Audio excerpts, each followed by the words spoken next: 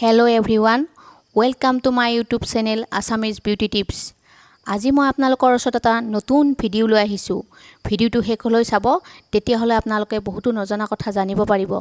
আপোনালোকলৈ এটা অনুৰোধ যাতে মোৰ চেনেলটো সাবস্ক্ৰাইব কৰে।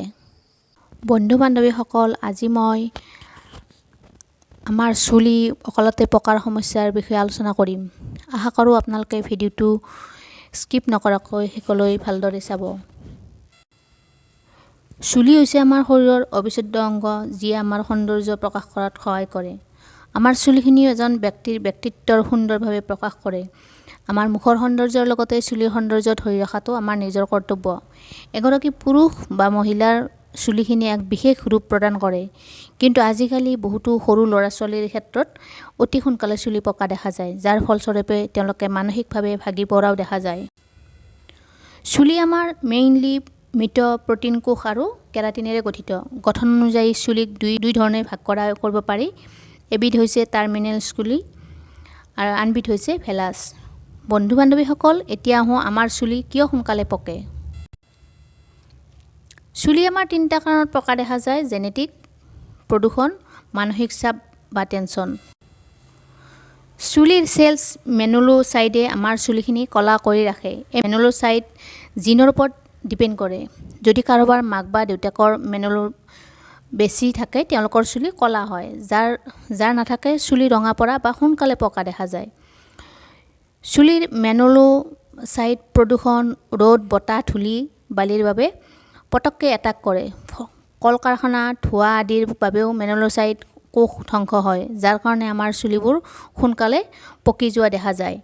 ইয়াৰ বাহিৰেও থাইৰয়ড, ডায়েবেটিছ আদি থাকিলেও চুলি সোনকালে পকে। কেঁকোৰা চুলি চিধা কৰাৰ ফলতো আমাৰ চুলি পকাৰ এক অন্যতম কাৰণ। ভিটামিনৰ অভাৱতো আমাৰ বহুতৰে চুলি সোনকালে পকে। বন্ধু বান্ধৱীসকল, যদি আমাৰ মাজত কাৰোবাৰ বংশগত কাৰণত চুলি পকে, তেতিয়াহ'লে ভাল হোৱাৰ আশা একেবাৰে ক্ষীণ হয়। ৰ'দ, বতাহ, ধূলি বালি, ধোঁৱা, কল কাৰখানা অৰ্থাৎ পলিউশ্যনৰ দ্বাৰা চুলি যদি পকে, তেতিয়াহ'লে আমি সঠিক যত্ন ল'লে ভাল হয়। ইয়াৰ বাহিৰেও ভিটামিনৰ অভাৱৰ কাৰণে চুলি পকিলেও সেই প্ৰটিন বা ভিটামিন খালে আমাৰ চুলি পকাৰ পৰা হাত সাৰিব পাৰোঁ। লগত যদি আমি ঘৰুৱাভাৱে পকা চুলিৰ যতন লওঁ, তেতিয়াহ'লে আমি 100% চুলিখিনি ভাল কৰিব পাৰোঁ। পকা চুলি ৰুধিবলৈ আমি প্ৰথমতে মানসিক চাপ বা টেনচনৰ পৰা আঁতৰি থাকিব লাগে। কল কাৰখানা, ধোঁৱা ওলোৱা ঠাইৰ পৰা পৰাপক্ষত আঁতৰত থাকিব লাগে। ভিটামিনযুক্ত, আইৰণযুক্ত খাদ্য গ্ৰহণ কৰিব লাগে। যোগা বা এক্সাৰচাইজো কৰিব লাগে। 2 নম্বৰ, পানী বেছি খাব লাগে, যিহেতু আমাৰ বেয়া টক্সিনবোৰ পানীৰ দ্বাৰাই শৰীৰৰ পৰা বাহিৰ কৰি দিয়া হয়। ঠিক তেনেদৰে কলা তিল, শাক পাচলি, ফল মূল, দাইল, বাদাম, কলডিল, ব্ৰকলি, গাজৰ আদি পকা চুলি ৰোধ কৰাৰ অন্যতম খাদ্য। 3 নম্বৰ, সপ্তাহত 3 দিনমান হেড মাছাজ কৰিব পাৰিলে ভাল। প্ৰাকৃতিকভাৱে তৈয়াৰী তেলৰ মাছাজে আমাৰ মূৰত ৰক্ত সঞ্চালন বৃদ্ধি কৰে। ঠিক তেনেদৰে নাৰিকলৰ তেলৰ লগত মেথি পাউডাৰ লোহাৰ কেৰাহীত গৰম কৰি ল'ব। পিছদিনা ঠাণ্ডা কৰি বটলত ভৰাই সপ্তাহত 3 দিনমান লগালেও পকা চুলি ৰোধ কৰিব পৰাৰ বহুতো উপকৃত হ'ব।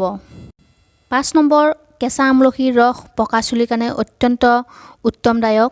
আমলখিৰ ৰস উলিয়াই তেলৰ লগত সামান্য গৰম কৰি লগালে সুফল লাভ কৰিব পাৰিব।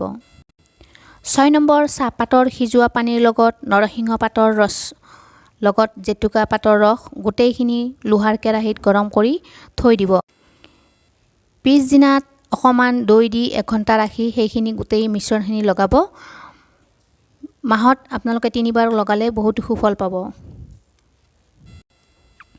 7 নম্বৰ, পিঁয়াজৰ ৰস 1 কাপ উলিয়াই ভালকৈ লোহাৰ কেৰাহীত গৰম কৰি তাত আমলা পাউডাৰ, সমপৰিমাণৰ নাৰিকলৰ তেল মিক্স কৰি গৰম কৰি ঠাণ্ডা কৰিব। তাৰপিছত এটা বটলত ভৰাই লৈ এমাহমান ব্যৱহাৰ কৰিলে আপোনালোকে বহুতো ভাল ৰিজাল্ট পাব।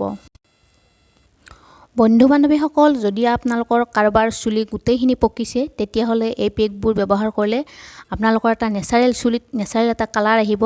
যদি 2-এডাল পকিছে, তেনেহ'লে বাকী চুলিকেইডাল আৰু নপকে।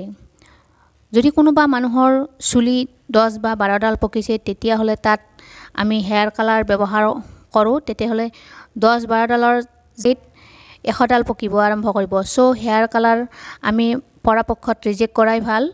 আজিলৈ ভিডিঅ'টো ইয়াতে সামৰিলোঁ। আমাৰ চেনেলটো ছাবস্ক্ৰাইব কৰিব। ধন্যবাদ।